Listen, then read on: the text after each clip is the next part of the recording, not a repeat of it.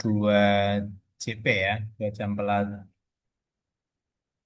JP sekitar 1,5 jaman gitu. Nah, untuk agenda yang ketiga ini sebenarnya ada 3 sinkronus ya. Yang pertama nanti 2 JP hari ini, kemudian 3 JP em, besok sepertinya, kemudian dilanjutkan dengan 5 JP. Jadi cukup panjang waktunya. Baik, sebelum kita masuk ke materi, mungkin saya bukan perkenalan ya. Ya, perkenalan singkat saya share screen dulu aja. Share screen dulu, sudah kelihatan ya. Ya.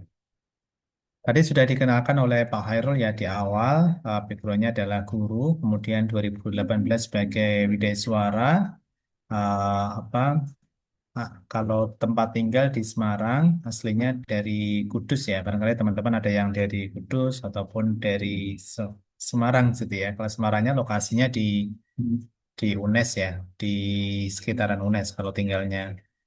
Kemudian kalau background pendidikan, fisika S1, kemudian S2-nya di Fisika ITS Surabaya di bidang instrumentasi, kemudian di doktoralnya di pendidikan IPA Fisika di UNES juga.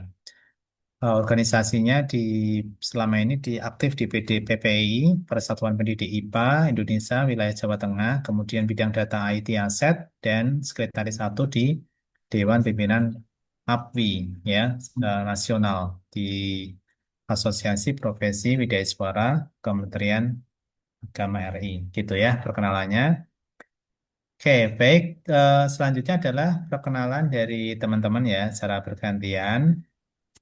Nah ini silakan nanti bergantian memperkenalkan diri, tapi cukup nama, jabatan, sama unit tugas saja. Yang bawah nggak usah, nanti terlalu panjang waktunya. Ya, ada 20 peserta soalnya. Baik, saya mulai dari siapa ini? Bu Rubaiah ya. Silakan Bu Siti. Nanti yang lain bisa raise hand ya, biar nanti saya tahu yang belum, yang sudah siapa. Silakan. Ya, Assalamualaikum warahmatullahi wabarakatuh. Waalaikumsalam. Perkenalkan, nama saya Siti Rubaiah, biasa dipanggil Ruby. Saya sebagai guru pendidikan Pancasila di MAN 2 Magelang, Bapak. Oke, baik. Bu Rubaiah di Guru Pendidikan Pancasila, Pancasila. Oke. PPKN, iya. Timan 2 Magelang. Oke, Oke, baik. Terima kasih Bu Rubaiah. terima Lanjut. kasih, Bapak. Sama-sama. Silakan Raisen.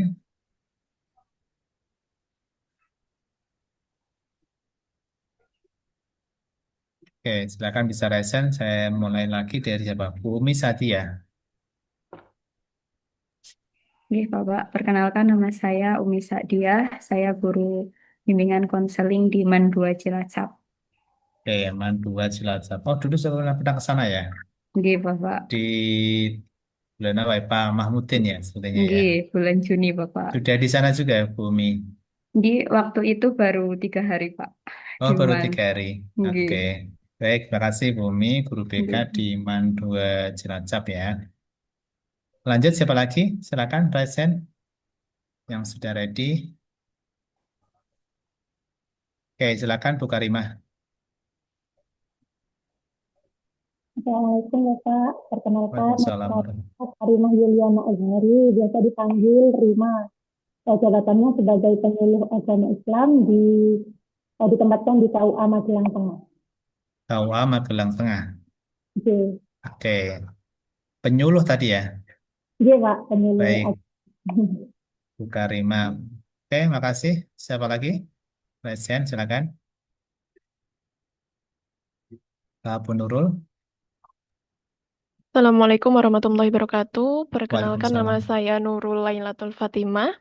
Saya merupakan guru matematika dengan unit tugas di Dua Rembang, Oke, Dua Rembang. Asli Rembang juga, Bu Nurul? asli Jepara. Oh, lumayan jauh ya perjalanan. Oke, Oke, lumayan Bapak. Pak Suwete ya, Oke, Pak sana ya. Suhada. Ya, oke, oke. Baik, terima kasih Bu Nurul. Lanjut siapa lagi? Pak Arbi, silakan Pak Arbi. Oke, Assalamualaikum warahmatullahi wabarakatuh. Uh, Waalaikumsalam. Perkenalkan Bapak, nama saya Muhammad Arfi Darmawan. Jabatan saya adalah penghulu ahli pertama, unit tugasnya di KUA Gajah Mungkur Kota Semarang, Bapak. Oke, penghulu di KUA Gajah Mungkur, Kota Kota Semarang. Semarang. Jih, laras Oke, Bapak. itu tiap hari saya lewat itu ya. Pom bensin situ ya, dekat itu ya. Jih, Bapak, betul. Oke, oke baik. Aslinya juga Semarang juga Pak Arfi ya. Iya, asli Semarang, Bapak. Semarang ya, pas ya, deket ya. Jih. Lanjut, Bu Nur Aliyah Nafiah, silakan. Iya. Assalamualaikum warahmatullahi wabarakatuh, Bapak. Waalaikumsalam. Mohon maaf memperkenalkan diri. Nama lengkap saya Nur Aliyah Nafiah, guru akidah akhlak di MTSN 1 Boyolali. Oke, Kuraki Dalap di MTSN 1 Boyolali. Boyolali, Ya, J. makasih. Bu Ya, Hairunisa, Pak. silakan. Bapak, Assalamualaikum warahmatullahi wabarakatuh. Waalaikumsalam warahmatullahi wabarakatuh. Izin memperkenalkan diri, nama saya Khairunisa. Jabatan saya sebagai penyuluh agama Islam. Unit tugas saya di KUA Karangmojo, Gunung Kidul, Daerah Istimewa Yogyakarta. Oke, sebagai penyuluh di Gunung Kidul ya. Oke. Ya, makasih Bu Hairunisa. Lanjut Bu Ramadhani, silakan. Assalamualaikum warahmatullahi wabarakatuh. Waalaikumsalam. Izin memperkenalkan diri Bapak, nama saya Ramadhani Kasih Anggreni, biasa dipanggil Anggi, untuk jabatan guru IPA di MTSN 1 Jepara. MTSN 1 Jepara. Sekarang Ya, kepalanya siapa Bu? kebetulan ini masih PLT Pak Iya. Rifan. Oh, masih Pak Revan. Ya, Ya, oke. Kemarin kan Pak Miftah, ya? Pak Mif ya, ya, leres. Ya, Pak Kabupaten ya. Rifan. Ya, Oke, sering ke sana soalnya. ya, Pak. Baik, terima kasih Bu. Tadi siapa? Anggi, Pak Bu Anggi. Anggi ya. Bu Anggi tadi. Lanjut Bu Sivana, silakan. Ya, Assalamualaikum warahmatullahi wabarakatuh. Waalaikumsalam warahmatullahi wabarakatuh. Izin memperkenalkan diri, nama saya Syifana Nuri Fauzia. Jabatan saya sebagai guru Al-Quran Hadis. Tempat tugas saya di MAN 1 Cilacap. Man satu Cilacap. Oh, pernah ke sana juga. Bu Eli ya. Bu Iya, Bu Eli, Eli. terus apa? Banyak teman-teman yang ada di sana. Dan 4 kali. Tapi pendampingan ini sih dulu pendampingan riset biasanya kalau di apa di Man 1 Cilacap. Oke, lanjut. Terima kasih Bu Bu Lailatus Sifa. Assalamualaikum warahmatullahi wabarakatuh. Waalaikumsalam warahmatullahi wabarakatuh. Perkenalkan, nama saya Lailatus Syifa. Saya guru Al-Quran Hadis di MTSN 1 Jepara. Oh, sama ya dengan Oke. apa tadi Bu Anggi kalau Sama nggak Bu salah ya. Ramadhani. Ya, Al-Quran hadis ya di sana. Ada Oke. berapa CMNS di sana kok banyak banget ya? Ada 5, Pak. Oh, ada 5 ya. Rupa-rupa Ya. warnanya kan. Tadi ada yang putih, ada yang kuning, tua gitu. Baik, terima kasih Bu Lailatus Sifa. Oke, kami. Lanjut Bu Zahra, silakan. Baik, Assalamualaikum warahmatullahi wabarakatuh. Waalaikumsalam. Izin memperkenalkan diri Bapak, nama saya Zahra At-Taqiyah, bisa dipanggil Zahra. Untuk jabatan saya penyuluh agama Islam di KUA Giri Subo Gunung Kidul. Terima kasih. Di Gunung Kidul ya Bu ya, penyuluh. Iya, betul Pak. Oke, baik, terima kasih Bu Zahra. Kemudian Bu Rismitun Asri. Terus ini mana? Rismitun Sasri. Ya, silakan. Assalamualaikum warahmatullahi wabarakatuh. Waalaikumsalam.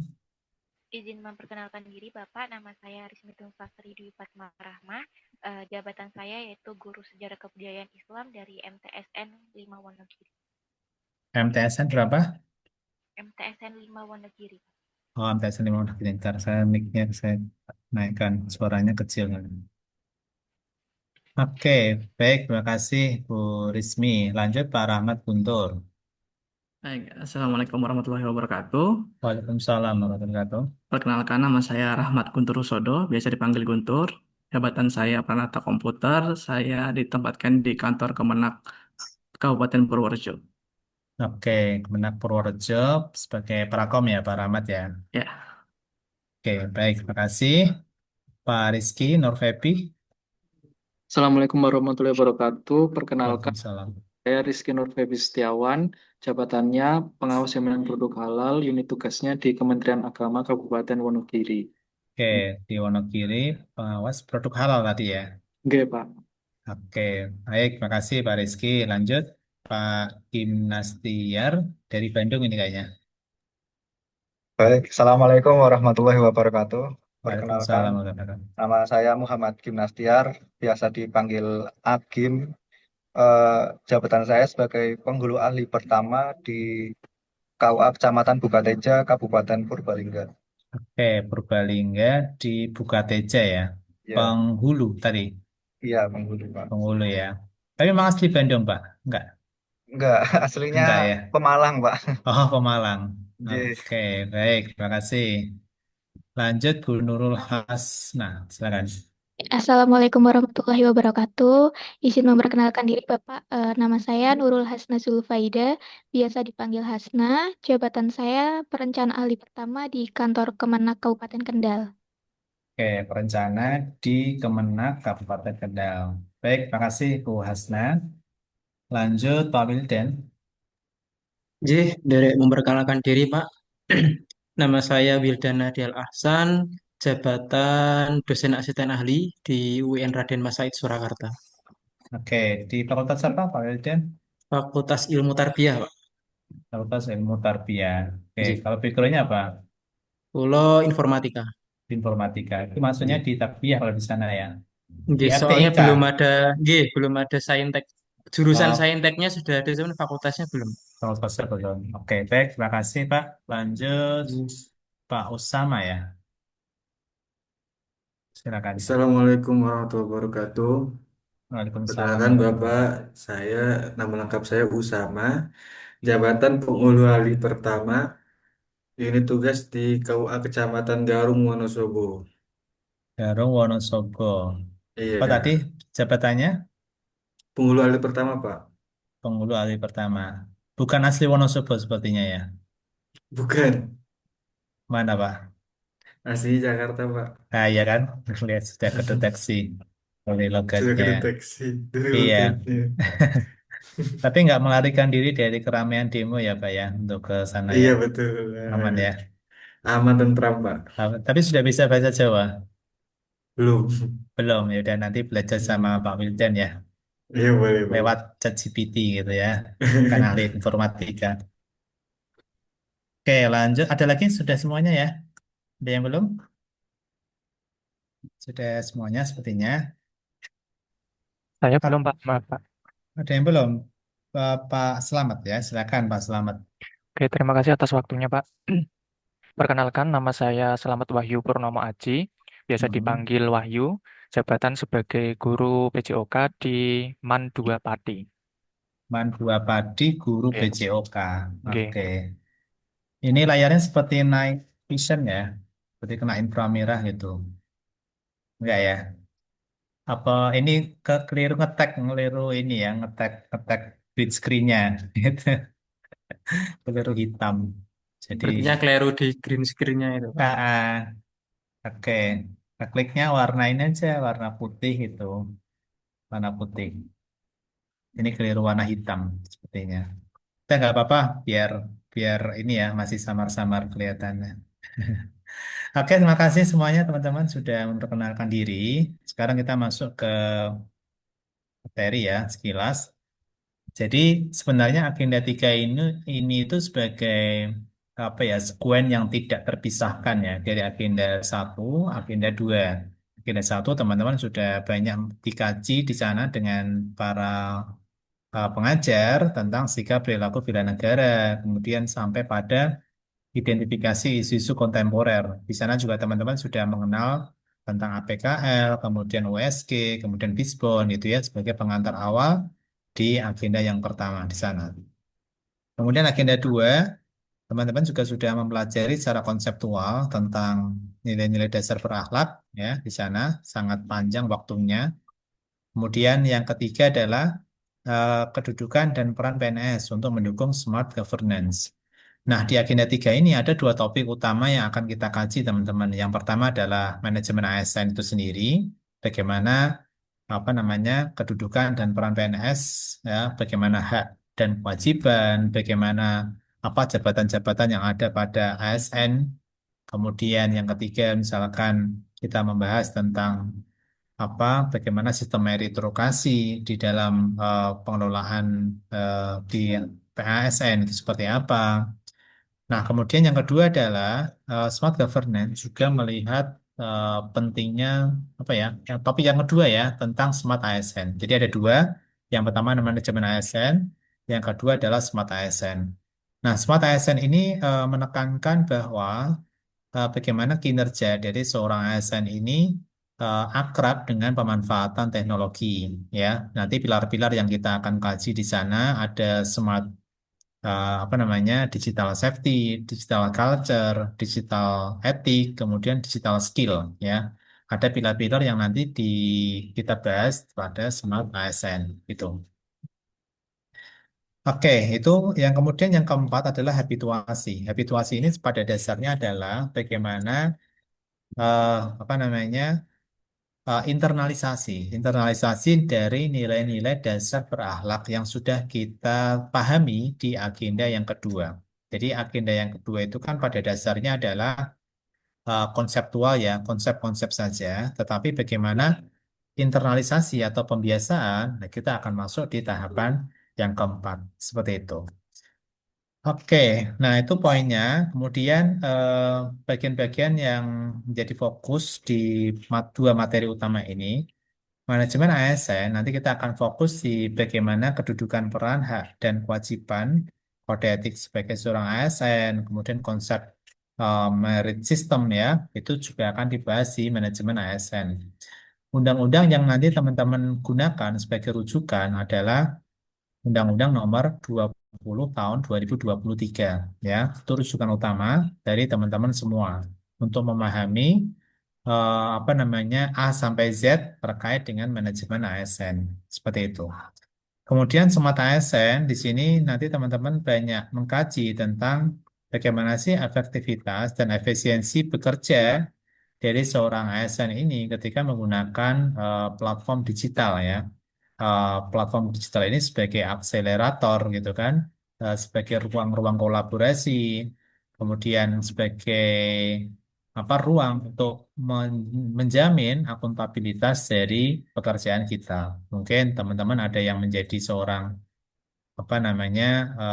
perencana tadi ya contohnya ya. Bagaimana sistem menggunakan digital ini kita akan tahu antara kesesuaian perencanaan, kemudian realisasi dari perencanaan tersebut, bagaimana kesesuaian dari penganggaran yang tersedia, baik itu sumber-sumber dari APBN terutama ya, itu bisa kita lihat secara akuntabel dengan menggunakan piranti-piranti digital ya, sistem-sistem digital. Itu eh, kita akan melihatnya ke arah sana. Kemudian sasaran Latsar CPNS ini sebenarnya lebih menekankan pada penguatan fungsi kita sebagai seorang PNS di sini. Saya akan fokuskan di PNS. Sebagai apa saja? Sebagai pelaksana kebijakan publik. Jadi, pekerjaan-pekerjaan teman-teman sebagai seorang PNS ini harusnya inline dengan kebijakan secara nasional. Contoh misalkan dari pemerintah pusat menekankan pentingnya transformasi digital di semua lini. Maka nanti pekerjaan teman-teman juga harus menyesuaikan juga ya. Contohnya menjadi seorang guru. Jadi seorang guru bagaimana teman-teman sudah membiasakan merencanakan kemudian melaksanakan pembelajaran sampai mengevaluasi pembelajaran menggunakan teknologi ya. Nah, itu salah satu kesesuaian antara yang kita lakukan harus inline dengan kebijakan dari pusat. Contoh lagi misalkan efisiensi ya, kebijakan efisiensi. Bagaimana seorang perencana ini menggunakan panduan-panduan regulasi-regulasi baru tentang efisiensi penganggaran tentunya harus merujuk pada kebijakan dari pusat tentang efisiensi. Demikian seterusnya. Jadi kita nggak bisa menjadi seorang PNS ini bekerja secara parsial, mengedepankan apa yang kita pikirkan saja, tetapi harus ada kesesuaian dengan apa yang kita kerjakan dengan kebijakan secara nasional. Gitu. Itu adalah poin dari fungsi kita sebagai pelaksana kebijakan publik. Itu yang pertama. Yang kedua adalah pelaksana publik, pelayan publik. Pelayan publik ini kita melayani masyarakat, kemudian sesuai dengan bidang kita ya. Kalau guru melayani siswa tentunya orang tua, kemudian kalau di penghulu melayani calon pengantin masyarakat yang menghendaki layanan pernikahan gitu kan. Nah, tentunya kita menerapkan standar yang tinggi, standar pelayanan prima, kemudian mengedepankan kualitas layanan tanpa melihat eh, hal-hal yang sifatnya apa namanya eksklusif gitu ya, menekankan eksklusivitas itu benar-benar harus dihindari. Jadi layanan kita harusnya lebih inklusif, tidak berpihak pada salah satu golongan, kemudian tetap sama apa memiliki posisi yang sama di hadapan dari seorang pelayan publik gitu ya, baik itu sisi ekonomi, sosial, politik dan sebagainya. Kemudian yang ketiga adalah fungsi dari seorang PNS di sini antara lain apa perekat dan pemersatu bangsa. Nah, kayak sekarang ini kan banyak sekali ya apa isu-isu secara nasional sehingga menggerakkan banyak orang untuk demo gitu kan. Kemudian ada kecenderungan mudah untuk disusupi hal-hal yang sifatnya memecah persatuan gitu kan. Nah, tentunya teman-teman hadir di sini sebagai seorang CPNS yang apa ya benar-benar selalu mau berpikir logis itu berpikir logis terhadap isu-isu yang ada di sekitar kita. Tidak mudah termakan isu, mempercayai berita-berita yang sifatnya hoax, dan seterusnya. Itu poin pentingnya. Karena kalau kita lihat sekarang ini ya teman-teman ya, pola-pola, ini sih sudut pandang saya aja sih, kayak demo dan seterusnya kan sekarang tidak lagi model seperti dulu. Kalau dulu kan ada koordinatornya ya, oh ini apa namanya, demo ini dimotori oleh buruh misalkan, oh ini dimotori oleh mahasiswa dan seterusnya. Tetapi demo-demo sekarang itu menggunakan apa koordinator tanpa wajah gitu ya.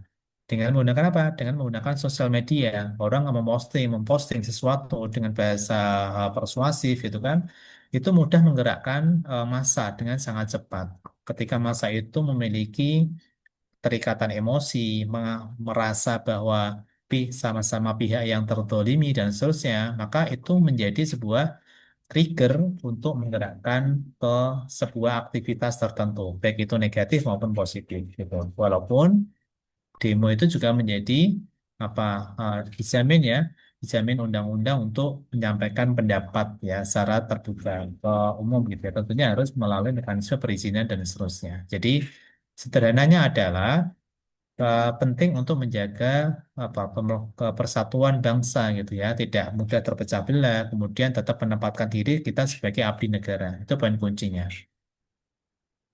Nah, teman-teman tentunya sudah pernah membaca apa namanya pengalaman di apa emosi ya. Sudah ada yang sempat melihat saja gitu ya, nggak harus membaca.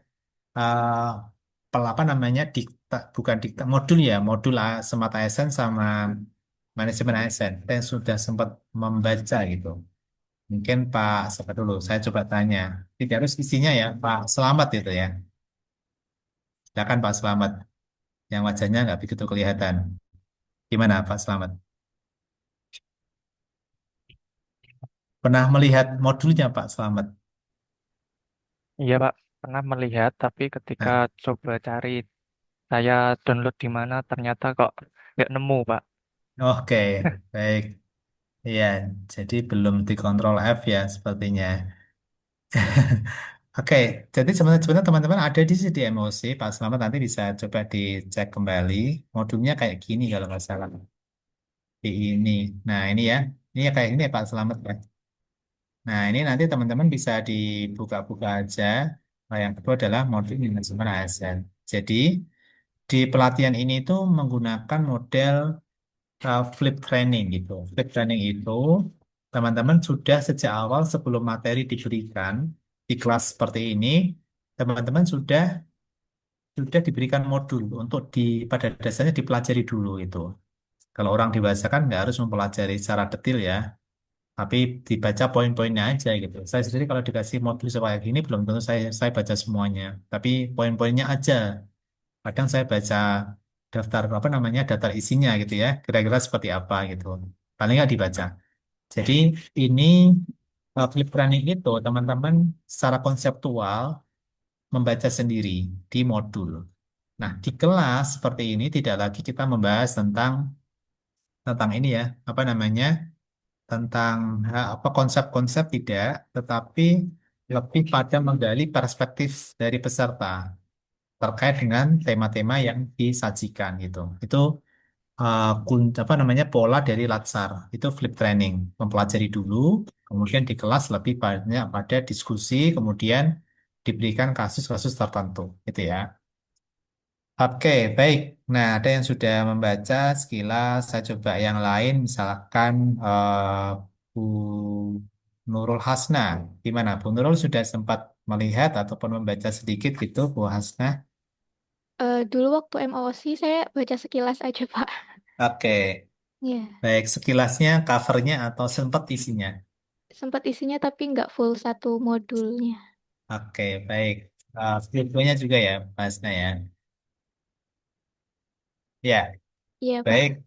Terima kasih Bu Hasna untuk apa namanya informasinya. Sekarang kita akan coba review ya materi dua ini, tapi saya mulai dari ini dulu apa namanya dari sebuah quiz dulu. Nanti kita akan bahas sekaligus kita review ya. Saya menggunakan background.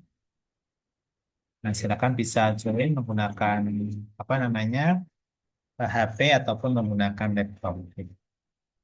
Oke, sebentar kita cek dulu. Oke, silakan bisa join.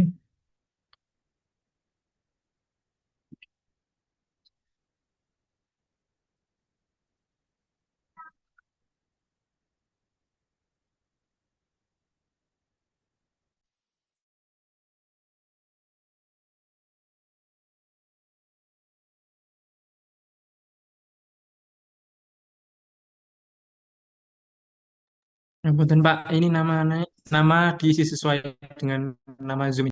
Ya, nama jenengan, nama masing-masing.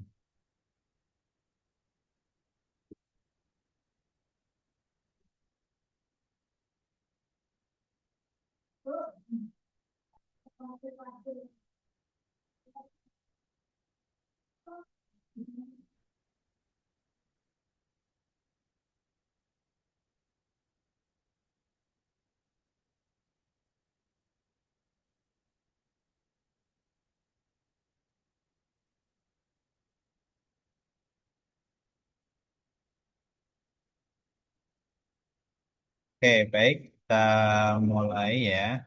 Silakan teman-teman yang belum saya segera join. Nanti waktunya kurang lebih 5 menit aja, nggak usah panjang-panjang. Oke, 1, 2, 3.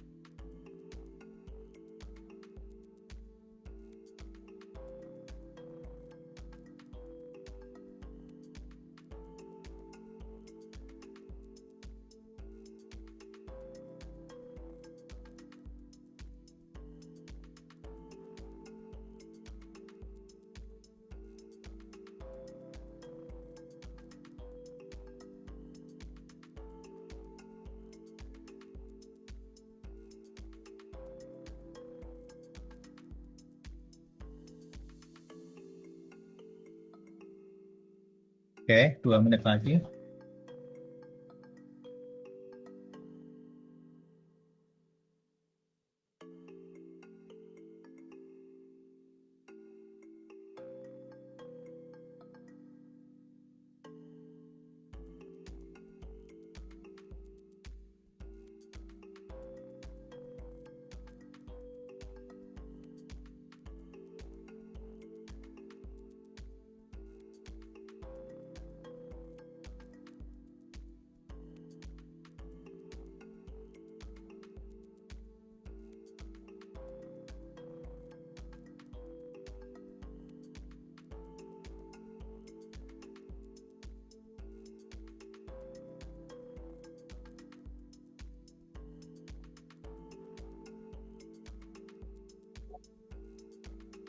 Oke ya, baik.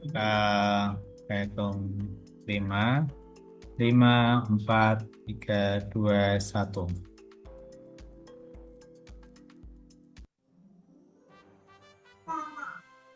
Oke, baik. Nomor 1, Bu Rismi Tuns Sasri ya. Baik. Nomor 2, siapa ini? Pak Wildan. Nomor 3, Pak Rahmat ya. Baik, luar biasa. Kita akan coba cek ya review dari setiap pertanyaan gitu, sekaligus review ya.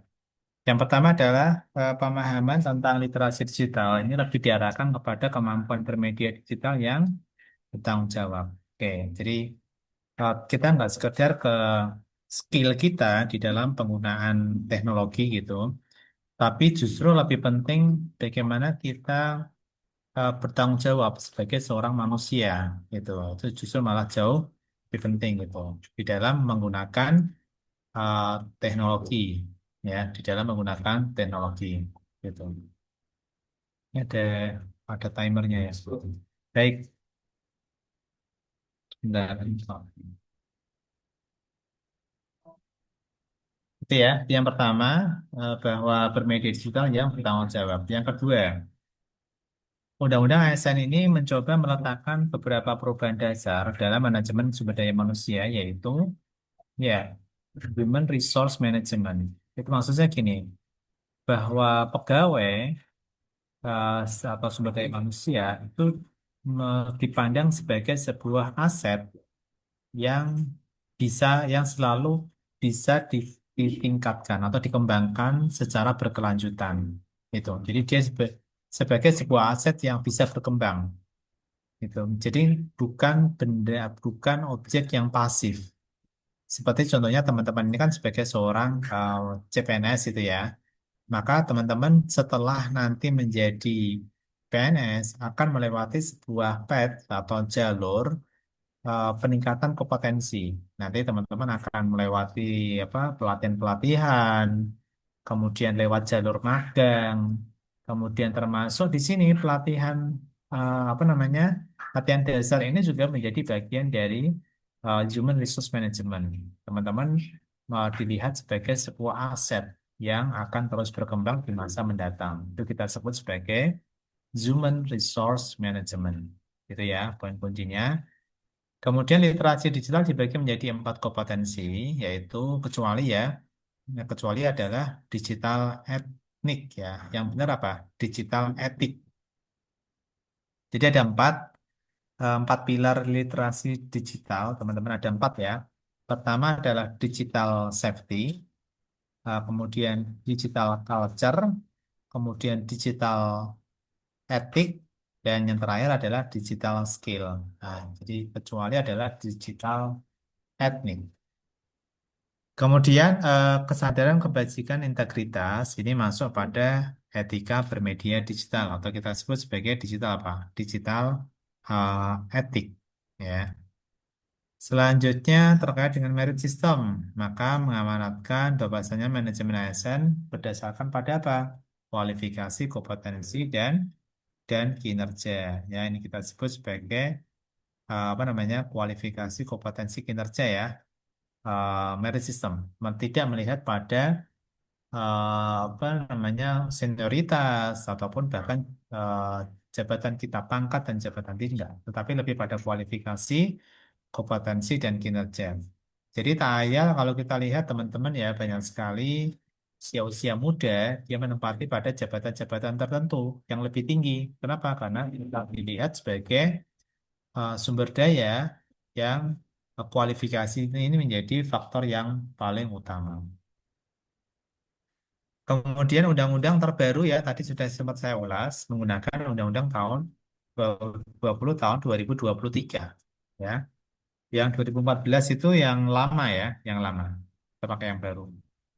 Teknologi digital kegagapan gaptek gitu ya, itu biasanya masuk pada digital imigran. Ini contohnya misalkan teman-teman itu ya, partner teman-teman di kantor itu yang dulu dia yang apa ya, digital imigran itu dulu dia orang yang tidak biasa menggunakan teknologi. Misalkan ngetik saja pakai mesin ketik gitu kan, teknologi digital ya maksud saya ya. Kemudian telepon pun jarang, masih menggunakan telepon rumahan dan seterusnya. Tapi sekarang sudah dihadapkan dengan teknologi yang semakin canggih, semakin masif itu. Ngetik tidak lagi menggunakan mesin ketik, tetapi menggunakan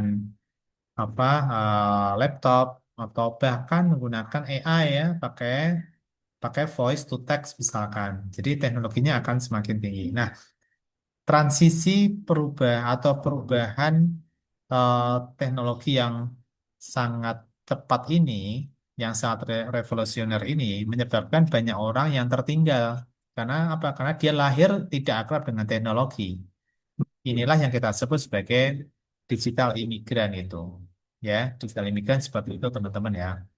Nah, itu biasanya terjadi juga di kantor ya, yang senior-senior yang tidak akrab dengan teknologi. Nah, sedangkan lawannya adalah digital native ya. Digital native ini kalau seseorang sudah akrab dengan teknologi sejak awal dia sejak kecil ya, bahkan pada saat lahir gitu kan, orang lahir belum diadani aja sudah selfie gitu kan, diajak selfie. Nah, artinya dia sudah akrab dengan teknologi ya, kayak gitu ya gampang seperti itu gambarannya. Jadi orang sudah terbiasa menggunakan teknologi sejak sejak kecil. Ada, mungkin teman-teman ada yang sudah punya putra gitu ya, yang masih kecil, kelas 1 SD, TK, dan seterusnya. Nggak kita ajari saja, dia sudah bisa menggunakan teknologi. Nah, itu kita sebut sebagai digital native. Seperti teman-teman juga ya, sudah juga sama. Yang tentunya ada yang jadi Gen Z ya, rata-rata kan teman-teman ada yang juga Gen Z gitu ya. Nah, tentunya sudah terbiasa memanfaatkan teknologi gitu. Oke, seseorang yang menggunakan profil personal palsu namanya catfishing ya. Kemudian hak dari PNS kecuali bonus akhir tahun. Berdasarkan jenisnya pegawai ASN ada dua tentunya PNS, kemudian yang kedua adalah P3K. Berdasarkan ini sudah, kemudian sudah ya kayaknya ya 16 saja kayaknya.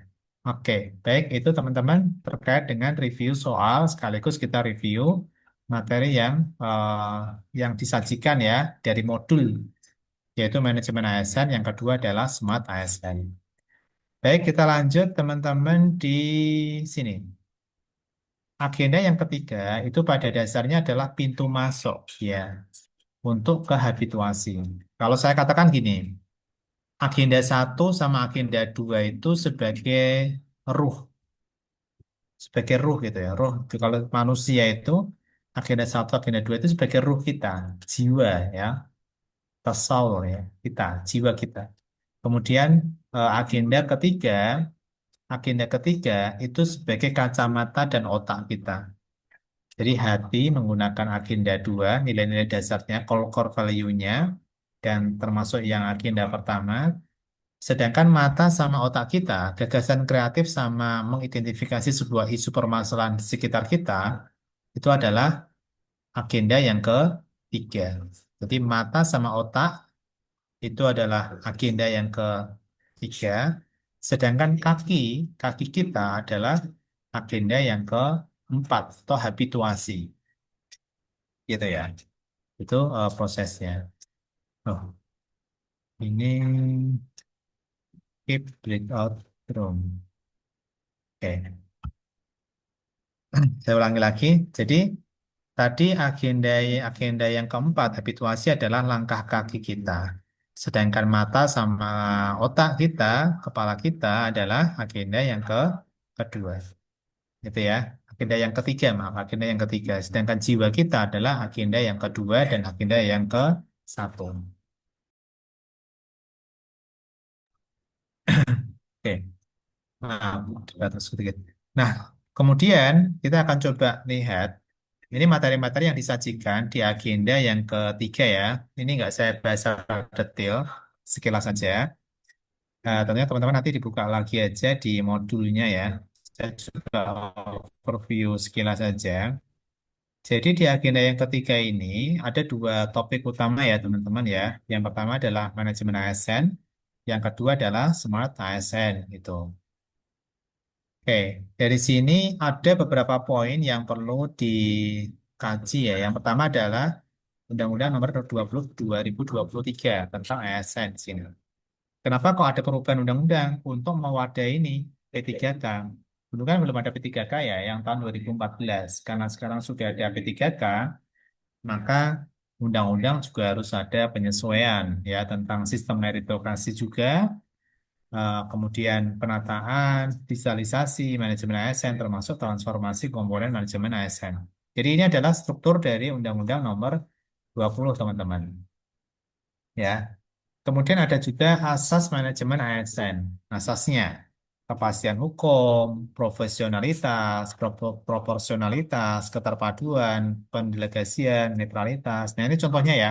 Tadi saya katakan bahwa eh, manajemen ASN dan smart ASN itu sebagai kacamata kita mengidentifikasi sebuah isu. Contoh misalkan gini. Contoh misalkan apa ya? Ini profesionalitas. Profesionalitas. Kita bisa melihat di sini kan banyak banget ya. Atau non diskriminatif misalkan.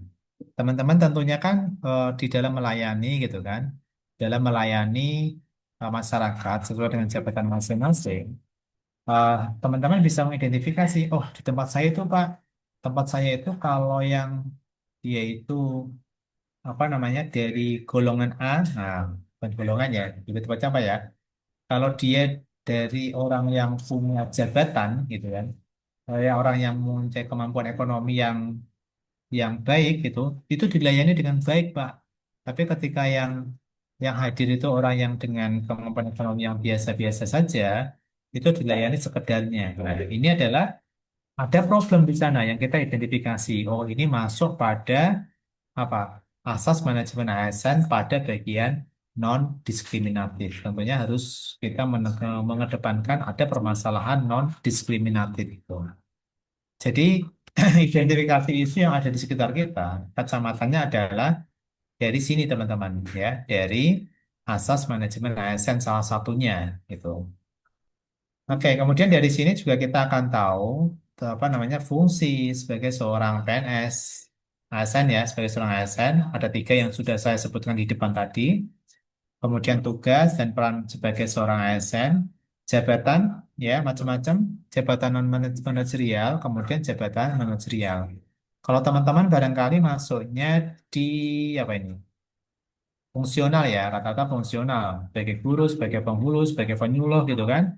Kalau jabatan manajerial itu kayak direktur, kemudian kan nggak kanwil gitu ya. Bisa jadi kasubdit, kemudian kasubag, nah itu masuk di jabatan-jabatan manajerial. Termasuk inspektorat, itu masuk di pengawas misalkan gitu ya. Jadi ini adalah bagian dari apa jabatan manajerial. Sedangkan teman-teman masuk di jabatan fungsional. Kenapa? Karena melaksanakan pekerjaan sesuai dengan keahliannya sebagai prakom, sebagai peranata humas, sebagai perencana, sebagai pengawas apa produk halal misalkan dan seterusnya. Jadi sesuai dengan keterampilan tertentu. Oke, ini hak dan kewajiban. Kalau hak pasti hafal teman-teman ya. Nah, kewajiban juga perlu untuk diketahui, gitu ya. Seperti ini. Kemudian yang kedua adalah Ini beralak ya, sudah sempat dibahas nilai-nilai dasarnya. Selanjutnya di apa namanya Smart ASN. Smart ASN fokusnya di apa? Fokus dari Smart ASN adalah di pilar-pilar ini, ya. Digital skill, kemudian culture, etik, kemudian yang terakhir adalah digital safety. Kalau skill ini mengedepankan pada penggunaan media apa ya perangkat lunak, perangkat keras, jadi perangkat-perangkat digital gitu ya. Kemudian digital culture, bagaimana budaya digital yang teman-teman dulu mungkin tidak terbiasa melakukan pembayaran dengan menggunakan kris misalkan, tapi sekarang sudah terbiasa sehingga lambat laun menjadi sebuah culture atau budaya. Teman-teman pengadaan barang dan jasa kan tidak terbiasa menggunakan dulu tidak terbiasa menggunakan e-katalog ya.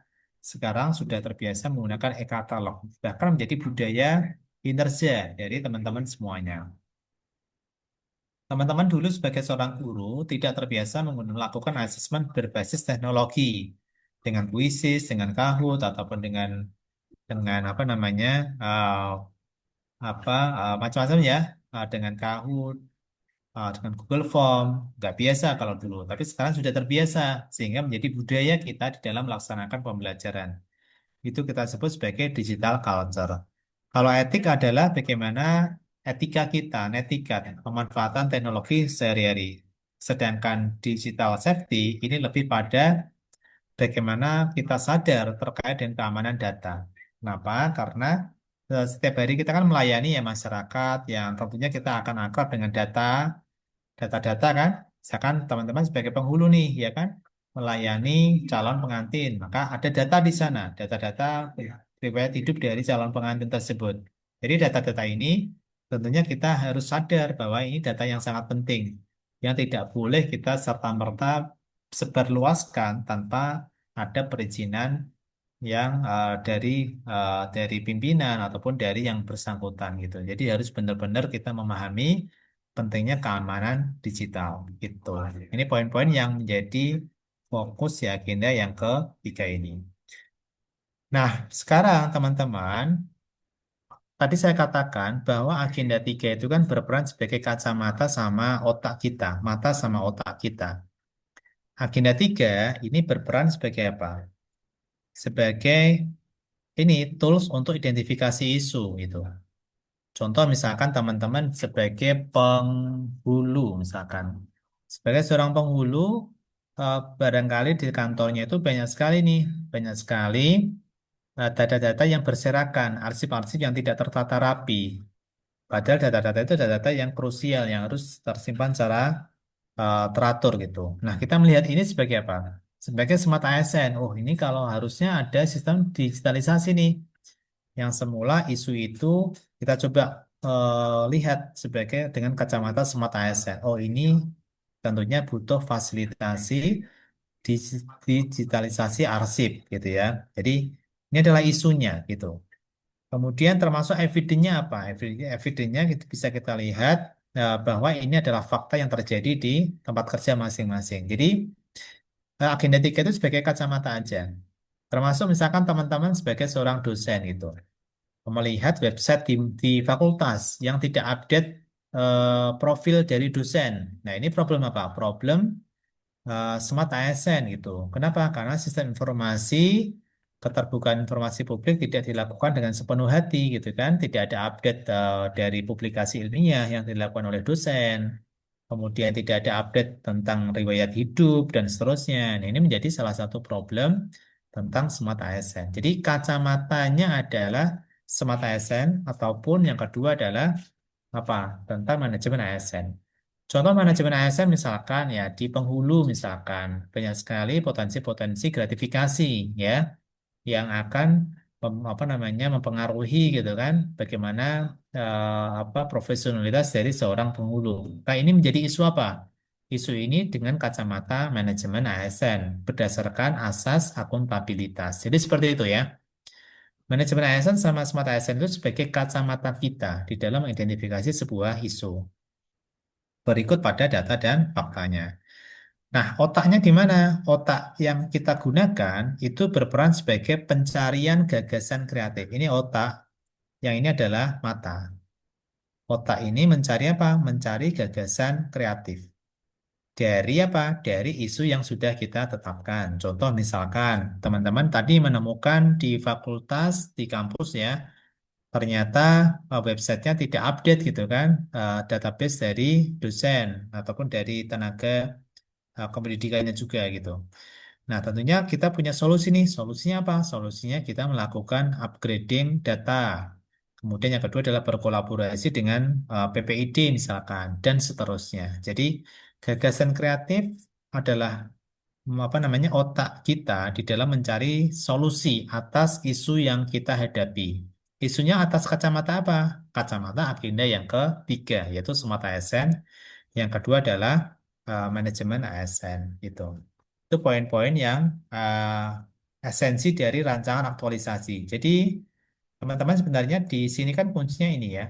Kuncinya adalah teman-teman kan menyelesaikan rancangan aktualisasi.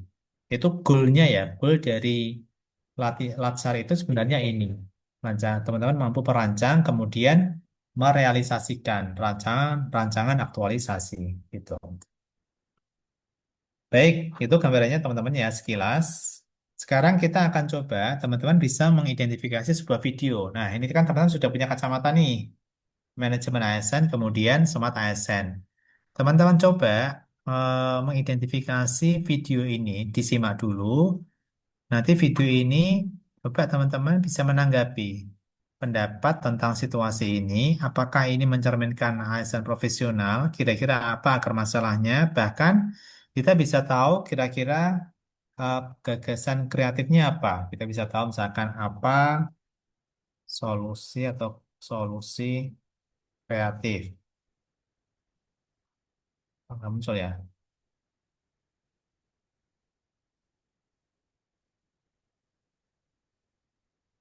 Oh, ini ketutup ya. Nah, seperti ini. Ya, saya coba putarkan videonya. Sini ya. Oke, bisa disimak. Mudah-mudahan suaranya udah masuk.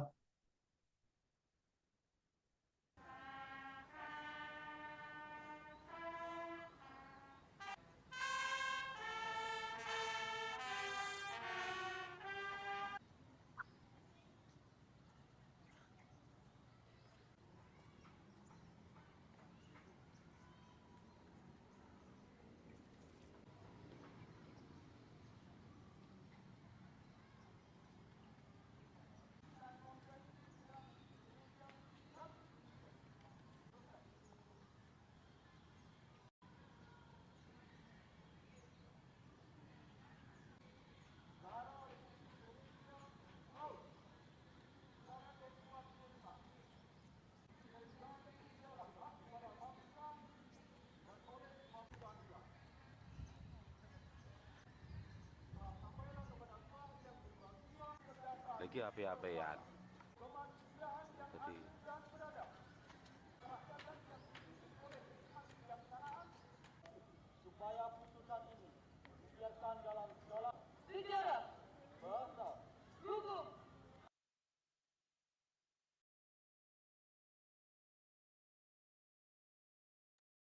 Oke, baik ya. Kita akan coba menggunakan ini, Padlet. Teman-teman bisa berkomentar. Saya share linknya. Langsung bisa diisi ya. Clue-nya adalah apa pendapat tentang situasi itu, apakah ini mencerminkan ASN profesional, kira-kira apa permasalahannya, solusi kreatifnya apa gitu ya. Oke, silakan saya coba share di link, saya paste langsung masuk di link tersebut. Silakan. Singkat aja ya, nggak usah panjang-panjang gitu, singkat aja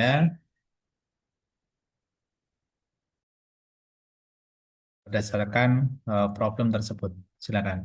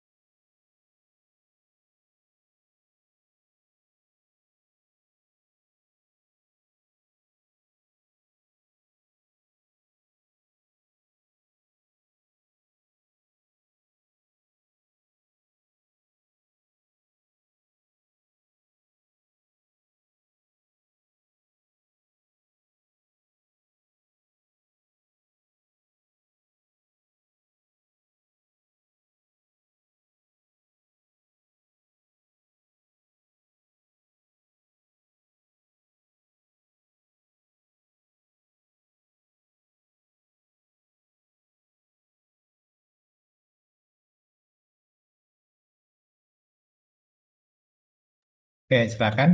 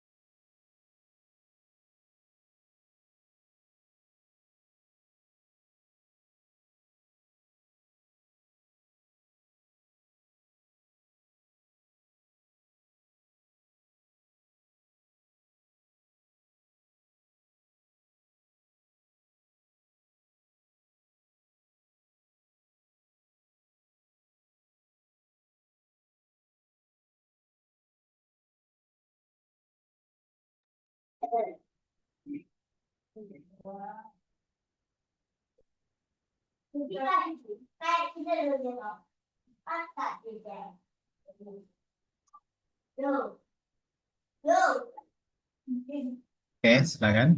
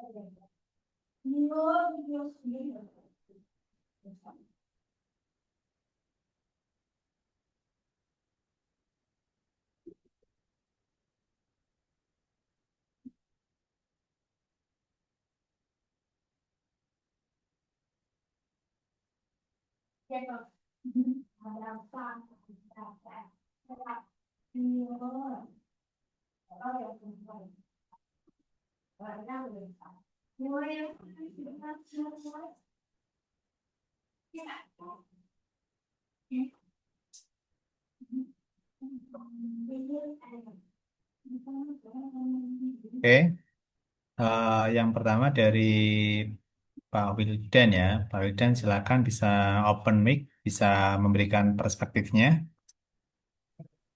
Oke, Pak, bersuara. Oke, kalau dari pengalaman saya, nggih, untuk sesi dari kegiatan yang semisal seperti upacara yang tadi di video diperlihatkan, dan juga kemarin saya sempat untuk mengikuti prosesi upacara 17 Agustus, saya melihat bahwa pertama adalah tentang kedisiplinan, yaitu terkadang waktu untuk memulai acara itu terkadang ngaret, Pak. Jadi cukup membuat waktu terbuang bahkan, dan ini membuat potensi orang-orang itu merasa bosan itu tinggi. Jadi apalagi ditambah dengan kurangnya pengawasan ketika momen upacara tersebut. Nah, ini menjadi combo maut untuk membuat ASN itu merasa bosan sehingga larinya untuk membuka HP gitu, Pak. Iya. Kemudian kalau dari sisi saya mungkin solusi sementaranya gitu, yaitu prosesi upacara itu harap didisiplinkan sekali lagi dari waktu mulai dan waktu selesai itu setidaknya selesai dan mulai itu sesuai dengan rundown yang ada. Misal jam 7 TED juga sudah dimulai, ya harus dimulai, jam 8 selesai juga harus selesai. Karena kebanyakan untuk yang momen kemarin saya merasakan jam setengah 9 itu baru mulai, gitu. Jadi Oke, ngaretnya cukup cukup banyak. cukup banyak. Kemudian Ya. juga Hmm. itu namanya pengawasannya itu belum ada pengawasan. Jadi upacara-upacara saja. Jadi ada yang bawa HP, nggih. Bahwa ada yang sibuk di belakang, nggih. Sibuk jadi kurang ada pengawasan juga, Pak. Gitu. Oke, baik. Terima kasih Pak Wildan. Ini menarik melihat nggak hanya sisi teknis upacara ya, tetapi apa reasoningnya antara lain tadi karena ada kejenuhan yang menunggu terlalu lama, kemudian bisa jadi prosesinya yang panjang gitu ya. Nah, itu juga akan memberikan sebagai trigger untuk orang menggunakan HP untuk menghilangkan kejenuhan itu. Nah, tapi memang tadi juga Pak Wildan memberikan sisi lain bahwa ya apa yang sebagai pemicu juga harus tetap diperketat ya, yaitu handphone sendiri ya. Ketika itu memang tetap digunakan ya orang akan dalam tanda kutip gatel ya untuk menggunakannya gitu. Nah, oke, jadi terima Iya, kasih Pak. Pak Wildan, perspektif yang cukup bagus. Yang lain Iya. mungkin Bu Umi Sadia, silakan Bu Umi.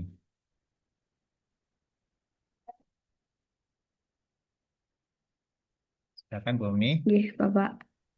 Menurut saya berdasarkan video tadi yang diputar, itu tidak mencerminkan ASN yang profesional ya, karena di video tersebut banyak ASN yang bahkan ketika upacara bermain HP dan eh, sikapnya tidak siap seperti itu, Pak.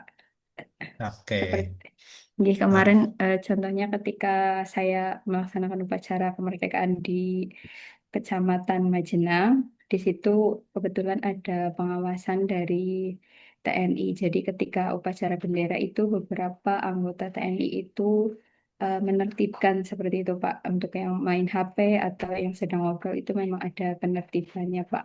iya, Seperti itu. iya. Oke, jadi kuncinya pengawasan ya. Kalau sebagai Nggih. guru BK ya, Bu Umi ya. Nggih, Pak. Nah, kalau sisi psikologi gimana, Bu? Nggih, Pak. Ya, mungkin karena seperti yang disampaikan Pak Wildan, karena waktunya sering mepet, jadi orang-orang itu merasa bosan seperti itu Pak. Karena waktu upacara biasanya kan lama amanatnya seperti itu Pak. Oke, baik. Terima kasih Bu Umi. Sudah cukup. Lanjut, saya aja ya. Pak Mar'i Muhammad Rizal. Silakan. Menurut saya, perilaku tersebut tidak mencerminkan nilai-nilai atau perilaku yang diemban oleh PNS dengan tidak memberikan contoh yang baik ketika melaksanakan upacara, dan perilaku tersebut tidak menggambarkan orang tersebut mempunyai sifat bela negara, yakni nasionalisme, dengan tidak mengindahkan tertibnya upacara, Pak. Oke, baik. Ya, dari sini melihat pada sisi mencoreng nilai dasar tentang nasionalisme ya tadi ya Pak ya. Oh, saya lihat di sana. Oke, satu lagi yang unik. eh Bukarimah. Nah, Bukarimah coba. Silakan Bukarimah. Oke. Menurut saya, Pak, dari video tadi itu sangat tidak menggambarkan ASN yang profesional, yang menjalankan perannya. Jadi dalam setiap kesempatan kita pasti memiliki peran. Jadi contohnya seperti tadi saat upacara, berarti peran kita sebagai peserta upacara. Tapi sebagaimana jika sebagai ASN seharusnya kita profesional dalam menjalankan peran kita sendiri. Tadi perannya sebagai peserta berarti kita harus proaktif mendengarkan mengikuti upacara secara hikmat dan ya tidak seperti tadi, tidak main HP, tidak main gadget, kemudian berbicara, makan dan minum dan sebagainya. Oke, baik. Terima kasih Bu Karimah perspektifnya. Ya, kita akan coba lihat ya sekilas-kilas. Ini perspektif teman-teman yang lain. Ini seperti Bu Zahrah ya. Ini lebih pada solusinya tata tertib ya bagi peserta upacara dan pengawasan dari berbagai pihak terkait. Seperti tadi yang sudah disampaikan oleh Bumi ya terkait dengan pengawasan dengan tentara itu ya ternyata lebih disiplin dan seterusnya gitu. Walaupun sebenarnya nggak harus dengan tentara ya, tetapi bisa membuat konsensus atau fungsi-fungsi monitoring oleh pimpinan, oleh tim dari penegak disiplin dari lembaga tersebut itu juga bisa menjadi bagian dari fungsi-fungsi apa monitoring secara internal di tempat kerja atau di satuan kerja masing-masing itu. Kemudian Bu Sivana melihat bahwa apa ini? Ya, kesadaran bahwa pentingnya upacara, kemudian perlunya pengawasan dan penanaman rasa cinta tanah air itu. Kemudian Bu Rismitun Sasri melihat bahwa apa ini tanpa memegang HP ya, itu pentingnya ini ada aturan yang jelas gitu ya. Kemudian Bu Nurul Hasna menegur langsung dan mengedukasi peserta mengenai pentingnya sikap disiplin upacara. Oke, ini juga sama. Kemudian Pak Rahmat, solusi kreatifnya adalah untuk memerintahkan untuk foto selfie di awal upacara. Jadi ditandake dulu gitu ya. Foto selfie dulu gitu. Lalu bersama-sama membuat pernyataan untuk men-silent HP dan fokus pada upacara. Nah, ini Pak Rahmat karena solusinya cukup kreatif ini. Kemudian Bu Lailatus Sifa, ini fokusnya adalah di apa namanya larang penggunaan HP ya, sama ya. Kemudian Bu Ramadhani, arahan, aturan, pengawasan juga sama. Kemudian Pak Arbi fokus di sosialisasi dari para guru kepada murid ya. Bu Nurulati Lailatul Fatimah fokusnya di konsekuensi, edukasi. Kemudian Bu Rupiah fokusnya di pelarangan penggunaan HP. Pak Rizky Nur ya fokusnya di ini zona bebas gadget sama ya Bu Hairunisa fokusnya di penanaman disiplin. Nah ini ya secara prosedural secara aturan memang seperti itu aturan yang perlu ditegakkan. Sama fokus di penggunaan HP ya pendisiplinan kemudian akar masalah kurangnya disiplin. Nah solusi kreatifnya tentunya di penggunaan HP ya yang harus dibatasi. Yang terakhir adalah Pak Ginasiar, fokusnya di apa ini?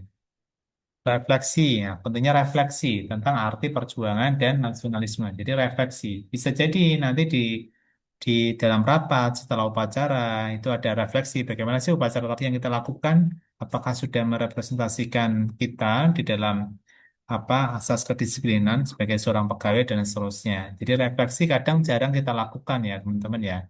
Dan ini Pak Ginasiar memberikan perspektif tersebut. Oke. Baik, sesi akhir kita kasih aplaus dulu untuk kerjaan teman-teman dengan memberikan reaksi akan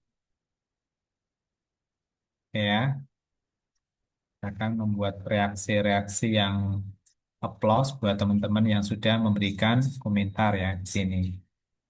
Oke, baik. Kita lanjutkan di sesi akhir adalah penugasan ya. Penugasannya ada 3. Total dari agenda 3 itu ada 5 LK ya teman-teman ya. Di single asinkronus yang pertama ini ada 3 LK. Ini di screenshot aja biar cepat. LK1 membuat learning journal video seperti biasanya. Kemudian yang kedua adalah buat video juga tentang aku, instansiku, dan rencana kontribusi dalam mewujudkan smart governance. Ya, video singkat aja menceritakan kira-kira apa sih rencanaku buat kontribusi dalam mewujudkan smart governance ini. Oke. Nah, yang paling penting yang ketiga ini adalah tugas kelompok, teman-teman. Yang dua ini individu, yang ketiga adalah tugas kelompok. Jadi nanti kelompok tiga dibagi dua grup. Grup A, manajemen ASN. Grup B adalah smart ASN. Demikian pula kelompok 4 nanti dibagi dua, yaitu grup A, manajemen ASN, dan grup B juga smart ASN. Jadi total nanti ada 4 kelompok. Tugas ini nanti akan dipaparkan di sinkronus yang kedua besok, ya, besok siang, sepertinya siang ya, karena paginya ada seminar gitu. Nah, harapannya isu di manajemen ASN ini kan teman-teman mencari isu ya, problem isu di tempat kerja masing-masing, kedudukan dan peran, kemudian hak dan kewajiban. Usahakan apa menggali isu di unit kerja, ya bisa macam-macam. Misalkan, oh ini manajemen ASN tiga isu, mungkin isu pertama dari satuan tempat kerja A, isu B dari peserta B, isu isu yang ketiga dari permasalahan di tempat kerja C. Monggo, itu bisa kontribusi dari setiap lembaga gitu.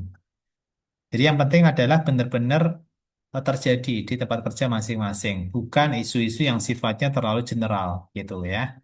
Kemudian semata ASN juga sama, minimal 4 isu, ya, 4 pilar digital, digital skill, culture, digital ethic, kemudian digital safety. Gitu ya, nanti bisa digunakan 4 isu mungkin dari 4 tempat kerja yang berbeda-beda, monggo ya, silakan nanti dipilih, disepakati dari setiap kelompok seperti itu. Oke, ada pertanyaan? Silakan, Bapak izin bertanya. silakan Bu Zahra. Kalau untuk isunya itu kan ada yang Smart ASN itu minimal isunya 4 ya Pak, contohnya. Kalau misalnya lebih dari 4 berarti nggak apa-apa kan ya Pak ya? Sesuai dengan Ya, anggota kelompoknya. boleh, nggak apa-apa. Namun nanti harus hati-hati ini ya, apa namanya, di paparan nanti harus diatur waktunya. Tapi kalau pertanyaannya apakah boleh lebih dari 4, ya boleh banget gitu. Boleh banget, Makasih nggak Pak. apa-apa. Tapi itu nggak menjadi keharusan banget itu ya. Nah, apa namanya, misalkan lebih ya nggak bagus itu. Nanti yang penting pemaparan bisa diatur untuk timingnya. Oke, itu bicara. Baik, terima kasih Pak. Yang lain ada? Izin bertanya, Pak. Silakan, Pak Rahmat. Kan kalau yang tadi yang tugas individu yang kedua itu bikin video juga ya, Pak. Ya. Kalau di BLC-nya kan bikin PDF, berarti yang PDF itu nggak jadi ya, Pak? Nggak, tidak dikerjain. Oh, pakainya itu ada dua sih. Dia bisa PDF, bisa video. Tapi ini video. Link, link juga bisa itu. Berarti kalau udah video aja nggak usah bikin PDF-nya kan ya, Pak? Iya, memang hanya video aja. Hanya video aja, tanpa PDF. Itu aja, Pak. Makasih. Terima kasih, Pak. Oke, sama-sama. Yang lain? Izin Cukup? bertanya, Bapak. Silakan. Untuk pengumpulan yang individu, terakhir Nanti kapan nih, Pak? paling enggak kan yang penting buat besok ada bisa digunakan ya, jam siang itu. Paling besok aja jam 5 atau jam 6 atau jam 8 itulah. Saya kasih waktu aja sampai jam 8 itu masih bisa kok. Yang penting nanti kan ini akan digunakan untuk paparan besok siang. Ya, kalau ini kan agendanya tulisannya jam 9 malam nanti kan. Cuman kan teman-teman kasihan juga kan ada butuh waktu untuk pulang, makan, bersih-bersih gitu kan. Biar gak terlalu ini apa namanya, biar ada jeda waktu. Jadi masih besok, silakan nanti dimaksimalkan sampai jam 8 lah gitu. Berarti yang buat pemaparan yang tugas kelompok, Pak. Ya, paparan tugas kelompok. Paparan tugas kelompok. Gitu. Oke, cukup teman-teman. Saya rasa silakan bisa didiskusikan di dalam kelompok untuk menetapkan peran masing-masing gitu ya. Silakan bekerja secara kolaboratif dengan menggunakan teknologi ya, dengan Canva boleh, dengan Google Doc boleh, ataupun yang lain seperti itu. Ya, baik, kurang lebihnya mohon maaf. Semoga sukses, sehat selalu untuk semuanya. Amin, Dari amin. saya, Assalamualaikum warahmatullahi wabarakatuh. Waalaikumsalam warahmatullahi wabarakatuh. Waalaikumsalam warahmatullahi Matur nuwun wabarakatuh. sangat, Terima kasih, Pak. Ya, Bapak. sama-sama. Sehat-sehat ya, Pak. Ya, sama-sama.